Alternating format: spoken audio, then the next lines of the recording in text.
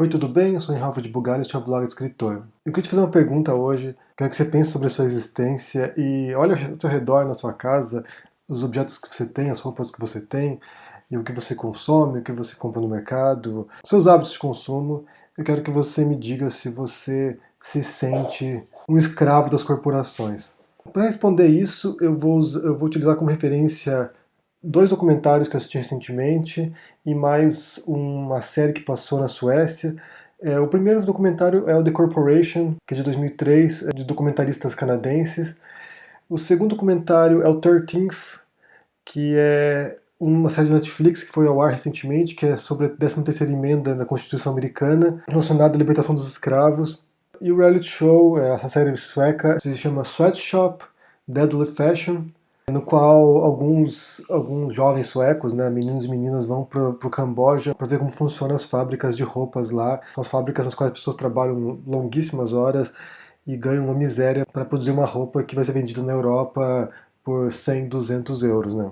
Isso também está relacionado um pouco com o que eu estou lendo agora. Estou lendo um livro novo do Harari, do Yuval Harari, que ele fala um pouco sobre isso, ele aborda esse tipo de assunto. E também com outro documentário que estou vendo do Adam Curtis, que se chama The Center of the Self, mas eu vou falar sobre esses dois trabalhos depois, em outros vídeos. Então o que acontece? Os últimos 150 anos foram bastante atípicos na história da nossa espécie, né, na história da nossa civilização.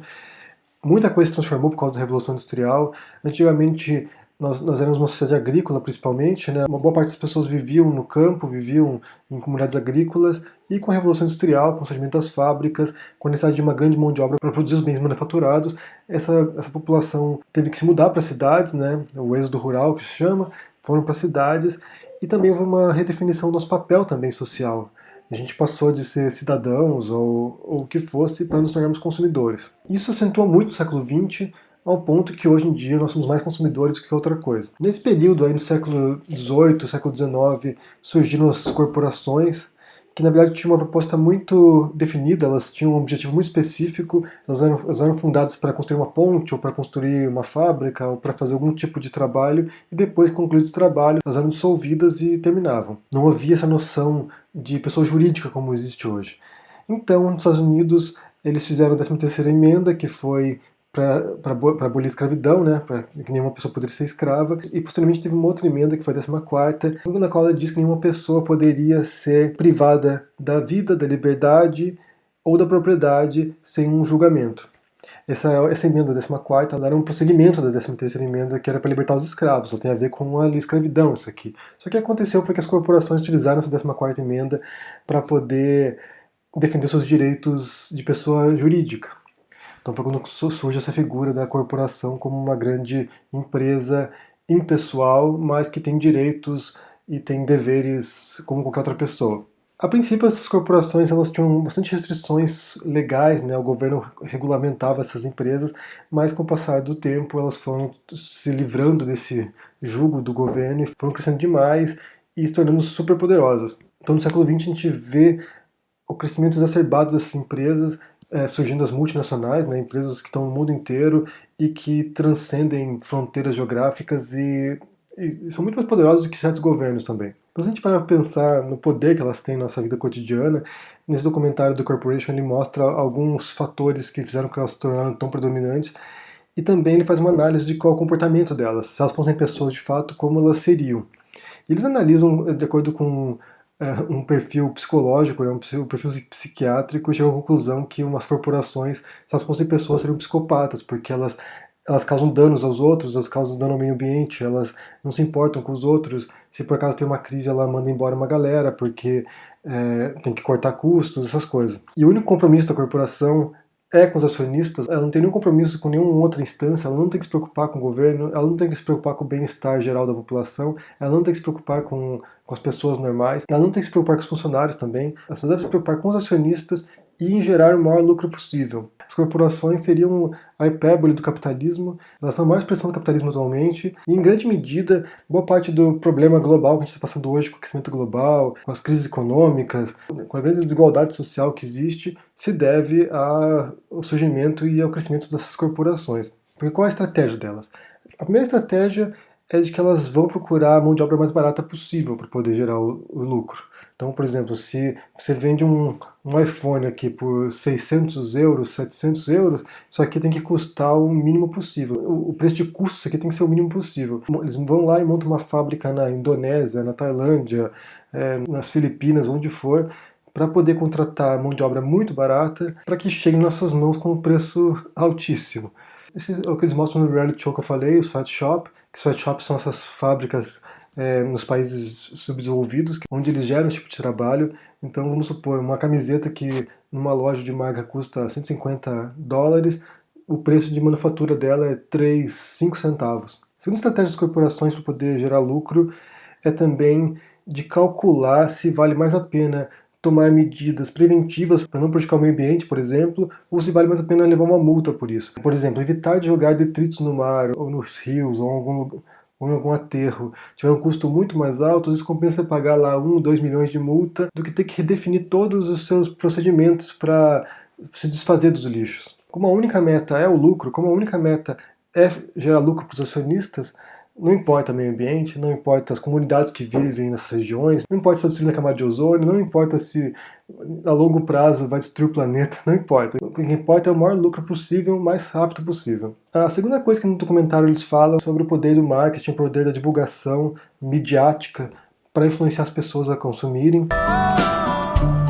Sente que é diferente. Sente o sabor. Sinta-se fresca durante todo o dia com o novo Rexona Extra Fresh. Novo Omo. Imbatível na remoção das manchas. Então a gente é bombardeado o tempo todo por propagandas, bem, tanto formalmente, né, tanto propaganda tradicional, tipo na televisão ou na internet agora, que aparece os bannerzinhos, ou na rádio, ou nas revistas, nos jornais, ou a propaganda informal, que são propagandas tanto plantadas no nosso dia a dia, né, às vezes um carro que passa com uma faixa, algum ator que é contratado para fazer alguma campanha na rua, como também com nossos próprios hábitos de consumo. Então, por exemplo, você vai comprar um McDonald's, sai na rua tomando refrigerante, está lá McDonald's escrito, se você está usando uma camiseta da Abercrombie bem grande, com o nome da marca que você vai estar divulgando, ou um boné da Nike, ou um sapato da Reebok, sei lá. Nós mesmos somos veículos para divulgar as marcas, nós mesmos somos ferramentas que as marcas usam para poder se promover e gerar mais lucro. E sem ser pago por isso.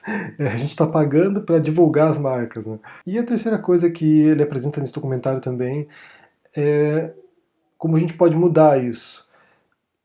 O fato, assim, a gente como consumidor tem o poder de decidir as empresas que vão crescer ou não, as empresas que vão prosperar ou não.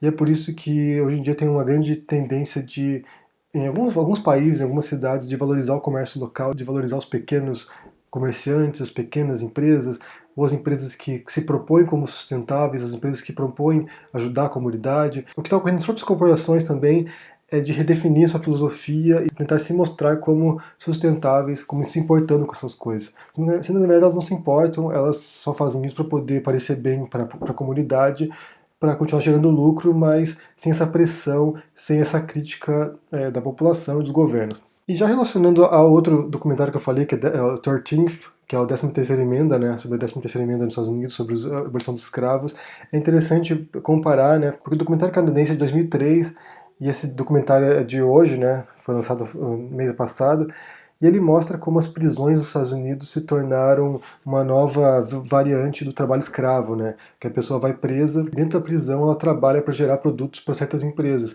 tipo Walmart, algumas empresas grandes americanas. Então as pessoas estão presas lá trabalhando por um valor irrisório, por um valor ridículo, para gerar lucro para as corporações. E os próprios presídios também se tornaram corporações, porque foram privatizados alguns presídios, e o presídio gera um lucro tremendo através do trabalho semi-escravo ou escravo, podemos dizer assim, e como boa parte dos presos também são de negros ou latinos ou minorias étnicas americanas, é uma maneira de você controlar a sociedade jogando essa parcela indesejável da população dentro do presídio para trabalhar por salários absurdos. E o fato de documentário ser de 2003, eu acho que também muita coisa mudou nesses últimos anos.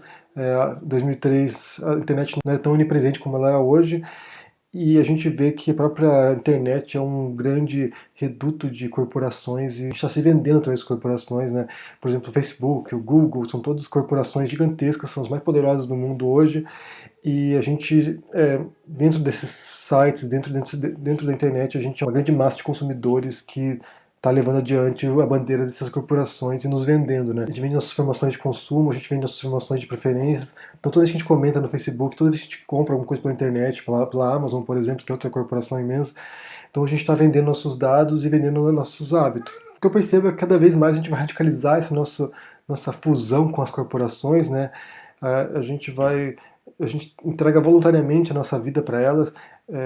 Você vai no McDonald's para comer, você vai assistir um filme da Disney, tudo que a gente está consumindo aqui, em boa parte, pertence às corporações, e a gente se entrega voluntariamente a isso, porque a gente sente que dá prazer isso, são coisas que nos satisfazem, e a gente não se importa muito com as consequências que nossos hábitos de consumo têm para as gerações futuras ou para o planeta. Na hora que você compra um carro poluente, que destrói o meio ambiente, com várias peças, com pneus, são tudo coisas que não são sustentáveis ao combustível, então a gente está contribuindo para a extinção do nosso planeta, com a extinção das espécies animais que existem, com a extinção da nossa própria espécie, sem jamais parar para refletir sobre as consequências disso. E a corporação, que, embora seja uma pessoa jurídica, não é uma pessoa física como a gente, não é uma pessoa humana como a gente, não tem nenhum valor moral e eles não têm nenhum compromisso de manter essas coisas. Através do domínio midiático, através do domínio da propaganda, através dos nossos hábitos de consumo, a gente contribui para que elas fiquem cada vez maiores, cada vez mais poderosas e a gente se tornou realmente um escravo. A minha conclusão é que a gente realmente se tornou um escravo das corporações, que a gente voluntariamente entrega a nossa vida para as empresas cujos produtos a gente consome. Como mudar isso, eu não sei. Deixa embaixo no comentário o que você acha aqui que pode ser mudado, se não deve ser mudado, se é assim mesmo que e não tem problema. Então me diga aí o que você pensa sobre isso. Me diga se você acha que é um escravo ou como você faz para fugir disso. Dê um joinha se gostou desse vídeo, assina o canal se não assinou ainda, a gente se vê por aí. Abraço e até mais. Tchau!